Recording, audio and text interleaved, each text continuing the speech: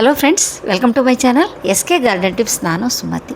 Friends ನೋಡಿ, ಇದು ನಮ್ಮನೆ ಟೆರೆಸ್ ಅಂದರೆ ಟೆರೆಸ್ ಗಾರ್ಡನ್. ಇದರಲ್ಲಿ ನೋಡಿ ಎಷ್ಟು ಆರಾಮಾಗಿ ಸೋರೆಕಾಯಿ ಎಲ್ಲ ಬೆಳೆದಿದೆ ನೋಡಿ. ಎಷ್ಟು ದೊಡ್ಡದು ಎಷ್ಟು ಚೆನ್ನಾಗಿ ಹೆಲ್ದಿಯಾಗಿ ಬೆಳೆದಿದೆ ನೋಡಿ. ಇದೇ ಥರನೇ ಬೂದುಗುಂಬಳಕಾಯಿ ಕೂಡ ಒಂದೊಂದು ಹೆಚ್ಚು ಕಮ್ಮಿ 10 kg ತನಕ ಬೆಳೆದಿದೆ. ಅಂದರೆ ಅಷ್ಟು ದೊಡ್ಡದಾಗಿ ಬೆಳೆದಿತ್ತು. ಅಂದರೆ ಇದಕ್ಕಿಂತ ಫಸ್ಟ್ ಬ್ಯಾಚಲ್ಲಿ. ಇದು ನೋಡಿ, ಇದು ಮಣ್ಣಿನ ಮಡಿಕೆ ಡಿಸೈನ್ ಹಾಕಿಬಿಟ್ಟು ಒಂದು ಕಡೆ ಪಕ್ಕದಲ್ಲಿ ಇಟ್ಟಿದ್ದೀನಿ ನೋಡಿ. ಇವೆಲ್ಲ ಸುಮ್ಮನೆ ಖಾಲಿ ಟೈಮಲ್ಲಿ ವೇಸ್ಟ್ ಮಾಡೋದು ಯಾಕೆ ಅಂತ ಈ ಥರ ಡಿಸೈನ್ ಮಾಡ್ತಾಯಿರ್ತೀನಿ. ಏನು ದೊಡ್ಡ ಆರ್ಟಿಸ್ಟೇನಲ್ಲ ನಾನು, ಸುಮ್ಮನೆ ಏನೋ ಒಂದು ಕಾಣಿಸುತ್ತಲ್ಲ ಕಲರ್ಫುಲ್ಲಾಗಿ ಅಂತ ಹಳೆ ಮಡಿಕೆಗೆ ಬಣ್ಣ ಹಾಕಿ. ಹಿಂದ್ಗಡೆ ಗೋಡೆ ಕಾಣಿಸುತ್ತಲ್ಲ, ಅದು ಕಾಂಪೌಂಡ್ ವಾಲ್, ಅದಕ್ಕೂ ಕೂಡ ಕಲರ್ ಹಾಕಿ ರಂಗೋಲಿ ಹಾಕಿದ್ದೀನಿ. ಓಕೆ, ಈಗ ಗಾರ್ಡನ್ ಬಗ್ಗೆ ಬರೋಣ. ನೋಡಿ, ಇದು ಟೆರೆಸ್ ಗಾರ್ಡನ್ ಸ್ಟಾರ್ಟ್ ಆದವಾಗ ಈ ಥರ ಇತ್ತು ನಂದು. ಅಂದರೆ ಸ್ಟಾರ್ಟಿಂಗಲ್ಲಿ ಈ ಥರ ನಾನೊಂದು ಸೆಟಪ್ ಮಾಡಿದ್ದೆ. ಈಗ ಗಿಡ ಬೆಳೆಸೋಕ್ಕೆ ಕೆಲವೊಂದು ಪಾಯಿಂಟ್ಗಳನ್ನೆಲ್ಲ ನಾವು ಗಮನದಲ್ಲಿ ಇಟ್ಕೊಳ್ಬೇಕು. ಯಾವ ಗಿಡನ ಯಾವ ಪಾಟಲ್ಲಿ ಬೆಳೆಸ್ಬೇಕಂದ್ರೆ ಎಷ್ಟು ಸೈಜಲ್ಲಿ ಬೆಳೆಸ್ಬೇಕಂತ. ಅದು ಪಾಟ್ ಆಗಿರ್ಬೋದು ಅಥವಾ ಗ್ರೋ ಬ್ಯಾಗ್ ಆಗಿರ್ಬೋದು. ತುಂಬ ಜನ ಏನು ಮಾಡ್ತಾರೆ ಅಂದರೆ ದೊಡ್ಡ ಬೆಳೀತಲ್ಲ ಗಿಡಗಳು, ಅದನ್ನು ಸಣ್ಣ ಪಾಟಲ್ಲಿ ಬೆಳೆಸ್ತಾರೆ. ಸಣ್ಣ ಗಿಡಗಳನ್ನು ದೊಡ್ಡ ಪಾಟಲ್ಲಿ ಬೆಳೆಸ್ಬಿಡ್ತಾರೆ. ಅಂದರೆ ಅವ್ರ ಕೈಗೆ ಯಾವ ಸಿಕ್ಕುತ್ತೋ ಅದರಲ್ಲಿ ಬೆಳೆಸ್ತಾರೆ. ಈ ಥರ ಎರಡೂ ಮಾಡೋ ತಪ್ಪೆ. ನಾನಿವತ್ತು ನಿಮ್ಮ ಕೆಲವೊಂದು ಗ್ರೋ ಬ್ಯಾಗು ಪಾಟ್ಸ್ ಬಗ್ಗೆ ಹೇಳ್ಕೊಡ್ತೀನಿ ನೋಡಿ. ಇದು ಸಿಕ್ಕಾಪಟ್ಟೆ ದೊಡ್ಡ ಗ್ರೋ ಬ್ಯಾಗ್. ಇದು ಸೈಜ್ ಕೂಡ ತೋರಿಸ್ತೀನಿ ನೋಡಿ. 24x24 ಅಂದರೆ 2 ಫೀಟ್, ಹೆಚ್ಚು ಕಮ್ಮಿ 2 ಫೀಟ್ ಇದೆ.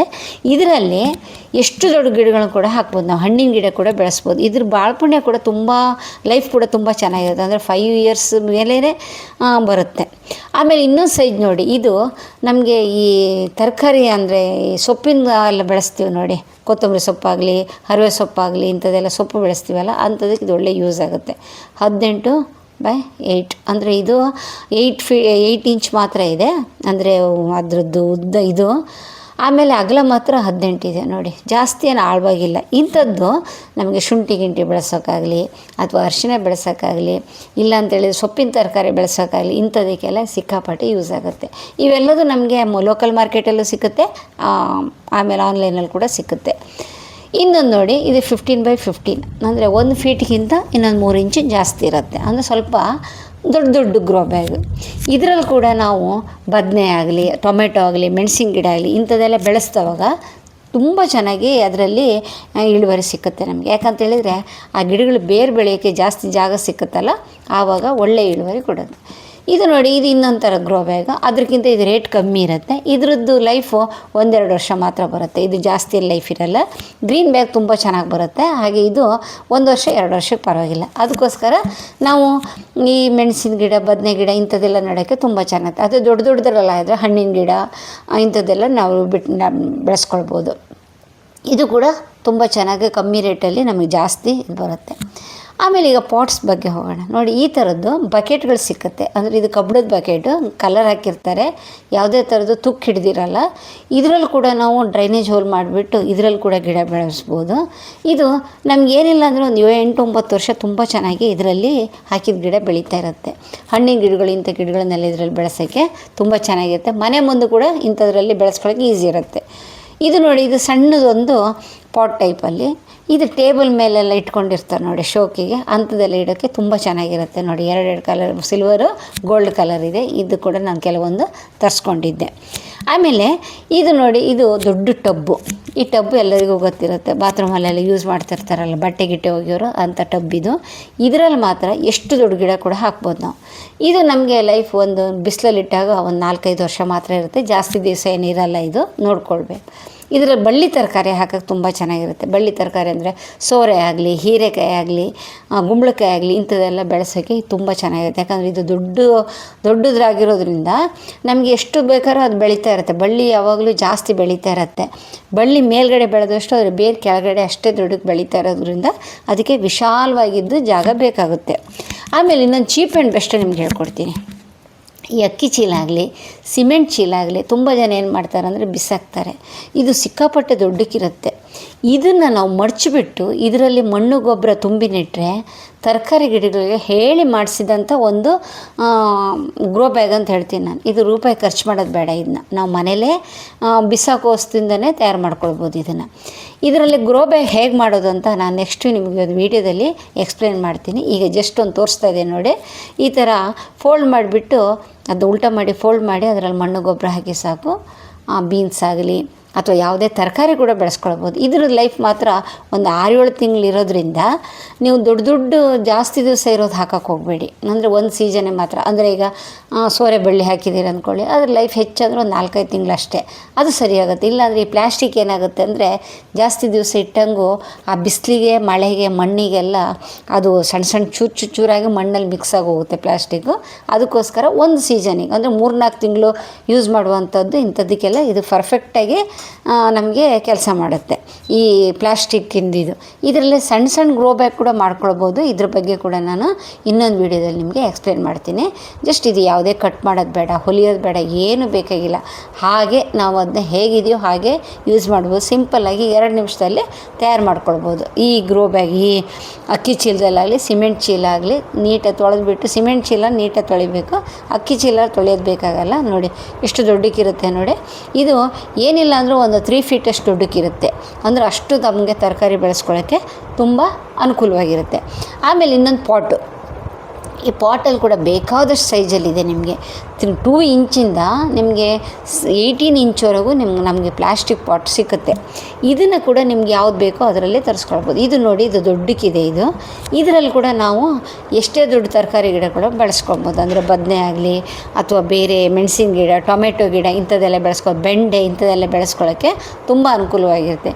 ಇದರ ಲೈಫು ನಮಗೇನಿಲ್ಲ ಅಂದರೂ ಒಂದು 3-4 ಇಯರ್ಸ್ ತುಂಬ ಚೆನ್ನಾಗಿ ಬರುತ್ತೆ. ಇದು ನೋಡಿ, ಈ ಪಾಟು ನಿಮಗೆ ಎಕ್ಸಾಂಪಲ್ ತೋರಿಸ್ತಾ ಇದೆ ನೋಡಿ. ಇದು 1 ಫೀಟ್ ಮಾತ್ರ. ಇದು ಅಂಥ ದೊಡ್ಡದೇನಲ್ಲ. ಇದರಲ್ಲಿ ನೋಡಿ ನಾನು ಮಲ್ಲಿಗೆ ಗಿಡ ಹಾಕಿದ್ದೀನಿ. ಈ ಮಲ್ಲಿಗೆ ಗಿಡ ಕೂಡ ನಮ್ಮ ಪರ್ಮನೆಂಟಾಗಿ ಇರೋದ್ರಿಂದ ಒಂದು 3-4 ವರ್ಷ ಇದರಲ್ಲಿ ಇಟ್ಕೊಳ್ಬೋದು. ಆಮೇಲೆ ಅದು ತೆಗೆದುಬಿಟ್ಟು ಬೇರೆ ಕಡೆ ನಾವು ಇದು ಮಾಡ್ಕೊಳ್ಬೋದು. ಇದು ನೋಡಿ, ಇದು 10 ಇಂಚ್ ಪಾಟ್. ಈ 10 ಇಂಚ್ ಪಾಟು ಕಲರ್ಫುಲ್ಲಾಗಿ ಸಿಕ್ಕುತ್ತೆ ನಮಗೆ. ಮನೆ ಮುಂದುಗಡೆ ಎಲ್ಲ ಬೆಳೆಸ್ಕೊಳ್ಳೋಕ್ಕೆ ಸಿಕ್ಕಾಪಟ್ಟೆ ಚೆನ್ನಾಗಿರುತ್ತೆ, ಕಲರ್ ಆಗಿರುತ್ತೆ ನೋಡಿ. ಇದರಲ್ಲಿ ನಾನೊಂದು ಶೋ ಗಿಡ ಬೆಳೆಸಿದ್ದೀನಿ. ಇದ್ರ ಹೆಸರಂತ ಕೇಳಿಬಿಡಿ, ನಂಗೆ ಗೊತ್ತಿಲ್ಲ. ಅಂತೂ ನಿಮ್ಮ ಗಿಡ ಅಂತೂ ತೋರಿಸ್ತಾ ಇದೆ ನೋಡಿ. ಪಾಟ್ ಸೈಜ್ ನೋಡಿ ಎಷ್ಟು ಚೆನ್ನಾಗಿದೆ ನೋಡಿ. ಆಮೇಲೆ ಇದು ಕೂಡ 10 ಇಂಚೆ. ಇದು ಕೂಡ ಇನ್ನೊಂದು ಮಾಡೆಲಲ್ಲಿ. ಇದರಲ್ಲಿ ಕೂಡ ನಾವು ಮನೆ ಮುಂದುಗಡೆ ಈ ನೆರಳಲ್ಲಿ ಬೆಳಿತೀವ ನೋಡಿ.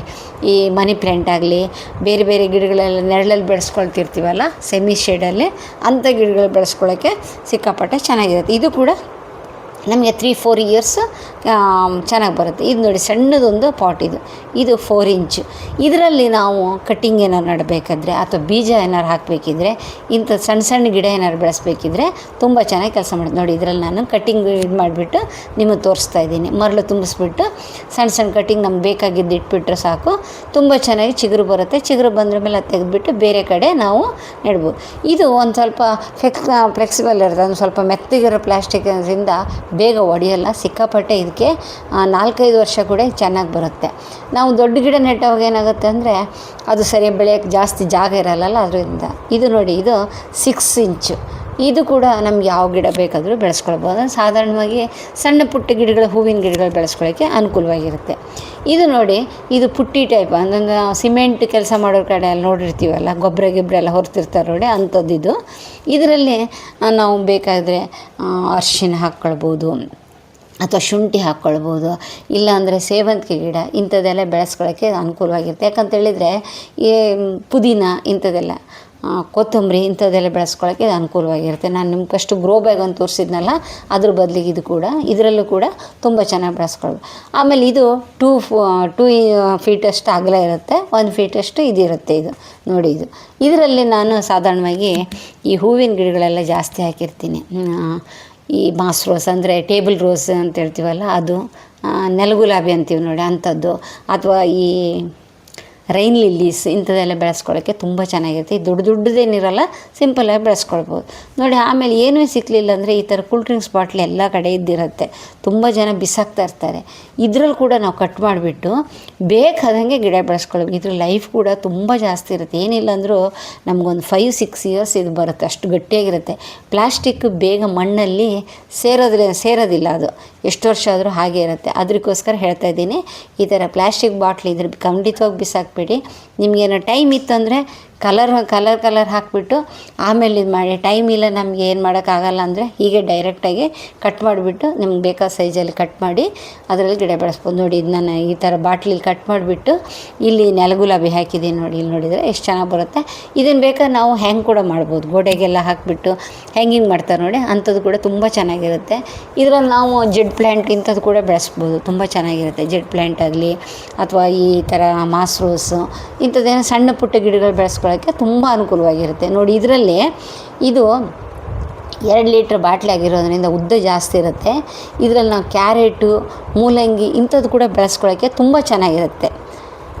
ಆಮೇಲೆ ಇದು ಬೋನ್ಸಾಯಿಗೆ ನಾವು ಸ್ವಲ್ಪ ಅಗಲಕ್ಕೆ ತೊಗೊಳ್ಬೇಕಾಗತ್ತೆ. ಯಾವಾಗಲೇ ಆಗಲಿ ಬೋನ್ಸಾಯಿಗೆ ಅದಕ್ಕೆ ಇದರಲ್ಲಿ ಬೇರೆ ಬೇರೆ ಸೈಜ್ ಕೂಡ ಸಿಕ್ಕುತ್ತೆ. ದೊಡ್ಡ ಸೈಜು ಸಿಕ್ಕುತ್ತೆ, ಸಣ್ಣ ಸೈಜು ಸಿಕ್ಕುತ್ತೆ, ರೌಂಡ್ ಶೇಪಿಂದ ಸಿಕ್ಕುತ್ತೆ, ಓವಲ್ ಶೇಪಲ್ಲಿ ಸಿಕ್ಕುತ್ತೆ, ಬೇರೆ ಬೇರೆ ಶೇಪಲ್ಲಿ ಸಿಕ್ಕುತ್ತೆ. ಈ ಪ್ಲಾಸ್ಟಿಕ್ ಕೂಡ ತುಂಬ ಒಳ್ಳೆ ಕ್ವಾಲಿಟಿದೇ ಮಾಡಿರ್ತಾರೆ. ಏನಿಲ್ಲ ಅಂದರೆ ಒಂದು 7-8 ವರ್ಷ ಅದ್ರ ಬಗ್ಗೆ ನಾವು ಆಲೋಚನೆ ಮಾಡೋದೇ ಬೇಕಾಗಲ್ಲ, ಅಷ್ಟು ಸ್ಟ್ರಾಂಗಾಗಿರುತ್ತೆ. ಇದು ಎಲ್ಲ ನಮಗೆ ಆನ್ಲೈನಲ್ಲೆಲ್ಲ ಸಿಕ್ಕುತ್ತೆ. ಈಗ ಚೀಪ್ ಆ್ಯಂಡ್ ಬೆಸ್ಟ್ ನಮ್ಮ ಲೋಕಲಲ್ಲಿ ಸಿಕ್ಕೋದು ಏನಂದರೆ ಈ ಪೇಂಟ್ ಬಕೆಟ್. 20 ಲೀಟ್ರ್ ಬಕೆಟ್ ಇದು ಸಿಕ್ಕಾಪಟ್ಟೆ ದೊಡ್ಡದಿರೋದ್ರಿಂದ ಹಣ್ಣಿನ ಗಿಡಗಳಾಗಲಿ ಅಥವಾ ದಾಸವಾಳ, ಗುಲಾಬಿ ಇಂಥದ್ದೆಲ್ಲ ಬೆಳೆಸ್ಕೊಳ್ಳೋಕ್ಕೆ ತುಂಬ ಚೆನ್ನಾಗಿರುತ್ತೆ. ಆಮೇಲೆ ಈ ಮೊಸರು ಬಕೆಟ್ ಕೂಡ ಅಂತ ಮಾರ್ತಾರೆ. ಮೊಸರು ಕೂಡ 10 ಲೀಟ್ರು 15 ಲೀಟ್ರ್ ಇಂಥ ಹೋಟ್ಲಿಗೆಲ್ಲ ಸಪ್ಲೈ ಮಾಡ್ತಾ ಇರ್ತಾರೆ. ಅಂಥವ್ರು ಏನು ಮಾಡ್ತಾರೆ, ಈ ಬಕೆಟನ್ನು 5-10 ರೂಪಾಯಿ ಸೇಲ್ ಮಾಡ್ತಾ ಇರ್ತಾರೆ. ಅದನ್ನು ಕೂಡ ನಾವು ತಂದ್ಕೊಂಡ್ಬಿಟ್ಟು ಗಿಡ ಬೆಳೆಸ್ಕೊಳ್ಬೋದು. ಇದಕ್ಕೂ ಕೂಡ ಕಲರ್ ಹಾಕಿದರೆ ತುಂಬ ಚೆನ್ನಾಗಿರುತ್ತೆ. ಟೈಮ್ ಇಲ್ಲ ಅಂತೇಳಿದರೆ ಹಾಗೆ ನೀವು ಇಡ್ಬೋದು. ನೋಡಿ, ಈ ಥರ ಬಕೆಟ್ಗಳು ಕೂಡ ನಮಗೆ ಮಾರ್ಕೆಟೆಲ್ಲ ಅವೈಲೇಬಲ್ ಇದೆ. ಲೋಕಲ್ ಮಾರ್ಕೆಟ್ ರೋಡ್ ಸೈಡಿಗೆಲ್ಲ ಇಟ್ಕೊಂಡು ಮಾರ್ತಾ ಇರ್ತಾರೆ. ಇದನ್ನು ಕೂಡ ನಾವು ತಂದು ಇದರಲ್ಲೂ ಕೂಡ ನಾವು ಗಿಡ ಬೆಳೆಸ್ಕೊಳ್ಬೋದು. ಇದು ಕೂಡ ಲೈಫ್ ಚೆನ್ನಾಗಿರುತ್ತೆ. ಅಂದರೆ ಒಂದು ಸರ್ತಿ ನಾವು ಗಿಡ ನೆಟ್ಟರೆ 5-6 ವರ್ಷ ತನಕ ನಾವು ಅದನ್ನು ಒಡೆದೋಗುತ್ತೆ ಅಂತ ತಲೆ ಬಿಸಿ ಇರಲ್ಲ. ಕೆಲವೊಬ್ಬ ಸರ್ತಿ ಸ್ವಲ್ಪ ಕಮ್ಮಿ ರೇಟಿಂದು ಪ್ಲಾಸ್ಟಿಕ್ ಏನಾದ್ರು ತೊಗೊಂಬಂದ್ರೆ ಏನಾಗುತ್ತೆ ಅಂದರೆ ಬೇಗ ಇದಾಗುತ್ತೆ. ನೋಡಿ, ಇದು ನಾನು ಏರ್ ಲೇಯರಿಂಗ್ ಮಾಡಿ ನೆಟ್ಟಂಥ ಒಂದು ಈ ಏನಂತ ಕರಿವೀರ ಅಂತಾರಲ್ಲ, ಇದಕ್ಕೇನಂತಾರೆ ಮರ್ತೋಯ್ತಪ್ಪ ಹೆಸರು, ಕಣಗಿಲೆ ಗಿಡ. ಈ ಕಣಗಿಲೆ ಗಿಡ ನೆಟ್ಟಿದ್ದೀನಿ ನೋಡಿ, ಎಷ್ಟು ಚೆನ್ನಾಗಿರುತ್ತೆ. ಇನ್ನು ನಮಗೆ ಸ್ವಲ್ಪ ಜಾಗ ಇದೆ, ಬಾಲ್ಕನಿ ಸ್ವಲ್ಪ ಜಾಗ ಇದೆ. ಏನು ಮಾಡ್ಬೋದು ಅದರಲ್ಲಿ, ಏನು ಮಾಡೋಕ್ಕೆ ಬರುತ್ತೆ ಅಂದರೆ ನೋಡಿ, ಈ ಥರದ್ದು ಒಂದೇ ಇದರಲ್ಲಿ ಸುಮಾರು ಒಂದು ಕಿಂಡಿ ಥರದ್ದಿರುತ್ತೆ. ಈ ಸೇವಂತಿಗೆ ಗಿಡ, ಈ ಗೊಂಡೆ ಗಿಡ ಇಂಥದ್ದೆಲ್ಲ ಬೆಳೆಸ್ಕೊಳ್ಳೋಕ್ಕೆ ತುಂಬ ಚೆನ್ನಾಗಿರುತ್ತೆ. ಸೊಪ್ಪು ಇಂಥದ್ದೆಲ್ಲ ಬೆಳೆಸ್ಕೊಳಕ್ಕಾಗುತ್ತೆ. ಇದು ನಮಗೆ ಈಗ 700-800 ರೂಪಾಯಿ ಸಿಕ್ಕುತ್ತೆ. ಇದು ಕೂಡ ಒಳ್ಳೆ ಸ್ಟ್ರಾಂಗಾಗೇ ಇರುತ್ತೆ. ಎಲ್ಲಿ ಬೇಕಾದ್ರೂ ಅಲ್ಲಿ ಇಟ್ಕೊಂಡ್ಬಿಟ್ಟು ನಾವು ಅದರಲ್ಲಿ ಬೆಳೆಸ್ಕೊಳ್ಬೋದು. ಆಮೇಲೆ ಸಿಮೆಂಟ್ ಪಾಟ್ ನಿಮ್ಗೆ ಗೊತ್ತಿದ್ದಿದೆ, ಸಿಮೆಂಟ್ ಪಾಟಲ್ಲಿ ಕೂಡ ಮಾಡ್ಕೊಳ್ಬೋದು. ಈಗ ಇನ್ನೂ ಪರ್ಮನೆಂಟಾಗಿ ನಮ್ಮದು ಓನ್ ಹೌಸ್ ಇದೆ, ತುಂಬ ಸ್ಟ್ರಾಂಗಾಗಿದೆ ಮನೆ. ಅಂದರೆ ನಾನು ಲಾಸ್ಟ್ ವೀಡಿಯೋದಲ್ಲಿ ಕೂಡ ತೋರಿಸಿದ್ದೆ ನಿಮಗೆ. ಈ ಥರ ಸಿಮೆಂಟಿಂದು ತೊಟ್ಟಿ ಕಟ್ಸ್ಕೊಂಡ್ಬಿಡ್ಬೋದು, ಪರ್ಮನೆಂಟಾಗಿರುತ್ತೆ. ಇದರಲ್ಲಿ ಹಣ್ಣಿನ ಗಿಡಗಳೆಲ್ಲ ಸಿಕ್ಕಾಪಟ್ಟೆ ತುಂಬ ಚೆನ್ನಾಗಿ ಬರುತ್ತೆ. ಯಾವುದೇ ಥರದ ತರಕಾರಿ ಆಗಲಿ, ಹಣ್ಣಿನ ಗಿಡ ಆಗಲಿ ಬೆಳೆಸ್ಕೊಳ್ಳೋಕ್ಕೆ ತುಂಬ ಚೆನ್ನಾಗಿ, ಇದು ಪರ್ಮನೆಂಟಾಗಿರುತ್ತೆ. ಇದು ಹೋಗುತ್ತೆ ಅಂತೇನಿಲ್ಲ, ಲೈಫ್ ಲಾಂಗ್ ಬರುತ್ತೆ. ಇದು ಮನೆ ಬಿದ್ದು ಹೋಗೋ ತನಕನೂ ಇದು ಹಾಗೇ ಇರುತ್ತೆ. ಸಿಮೆಂಟ್ ಇದು ಅದಕ್ಕೊಳಗೆ ತೊಟ್ಟಿ ಕೂಡ ಕಟ್ಸ್ಕೊಳ್ಬೋದು. ಇದು ಫ್ರೆಂಡ್ಸ್, ಇದು ನಿಮಗೆ ಗಾರ್ಡನ್ ಟಿಪ್ಸಲ್ಲಿ ಫಸ್ಟ್ ಪಾರ್ಟ್ ಹೇಳಿದ್ದೀನಿ. ಸೆಕೆಂಡ್ ಪಾರ್ಟಲ್ಲಿ ಮಣ್ಣಿನ ಬಗ್ಗೆ ನಿಮಗೆ ತಿಳುವಳಿಕೆ ಕೊಡ್ತೀನಿ, ಯಾವ ಥರ ಕಲಿಸ್ಕೊಡಿ, ಯಾವ ಗಿಡಕ್ಕೆ ಯಾವ ಚೆನ್ನಾಗಿರುತ್ತೆ ಅಂತ. ಕಾದು ನೋಡ್ತಾಯಿರಿ. ವಿಡಿಯೋ ಇಷ್ಟ ಆಯ್ತು ಅಂದ್ಕೊಂಡಿದ್ದೀನಿ. ಇಷ್ಟ ಲೈಕ್ ಮಾಡಿ, ಏನಿಸ್ತು ಅಂತ ಕಾಮೆಂಟಲ್ಲಿ ಹೇಳಿ. ಬಾಯ್, ಟೇಕ್ ಕೇರ್.